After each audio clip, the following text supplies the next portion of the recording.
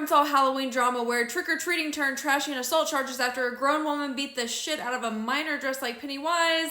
Let's get into it. There's two sides to every story, but after looking at multiple different things, here's what I've been able to piece together. The minor's father is Justin Noblin, who took to Facebook Live to give his version of events, but has since taken it down, claiming he's had a change of heart. But here's the gist of what he had to say. His family was trick-or-treating. His 16-year-old was dressed up as Pennywise. He says his family's trick-or-treating, minding their own business when Chris allegedly comes up behind Justin, puts his hand on his shoulder, and spins Justin around. Justin claims he didn't recognize Chris or know who he was initially until some things were said that made him then remember and realize who he was. Justin says that Chris made some aggressive commentary towards him, and this all boils down to someone maybe or maybe not intentionally, maybe unintentionally, possibly trespassed on somebody else's hunting property last year. Oh yeah, appreciate you trespassing on my land last year. And then Justin claims that he mouthed back an untrue statement, which was that he got himself a big buck on Chris's land. Allegedly, that enrages Chris, who then threatens to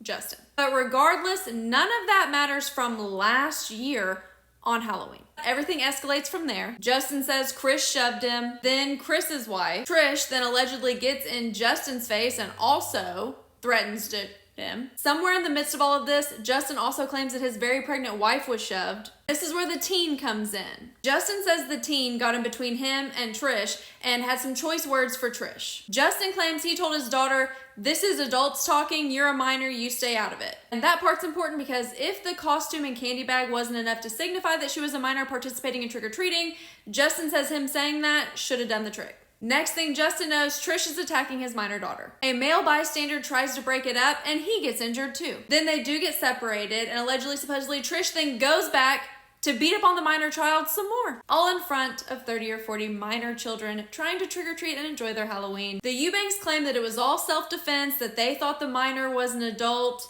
and that the minor hit her first, although I have not seen any witnesses corroborating that. So the minor child caught some hands and Trish caught some charges. And Trish also happens to be the developmental director for Mission Outreach Northeast Arkansas, which is a nonprofit. Mission Outreach is an emergency homeless facility, and with homelessness comes a lot of mental health issues and drug addiction, and if she can't handle a mouthy teenager on Halloween, I don't know how she can manage all of that, but that is neither here nor there. So here's my opinion on this whole situation. First, self-defense is always a defense if you're actually defending yourself. Based on what I know right now and the images I've been able to see, 3 people were injured in this whole fiasco and not a single one of them was Trish. Even if it was legitimately self-defense, how does she explain going back and continuing to attack her after they were separated the first time? Secondly, they're all in the wrong. Obviously, none more so than Trish. But I entirely blame the adults in this situation for instigating such bullshit on Halloween in front of minor children who Halloween night and trick-or-treating is supposed to be all about in the first place. Thanks for choosing facts over fuckery. Make sure to like and follow for more, and I will see you guys on the next video.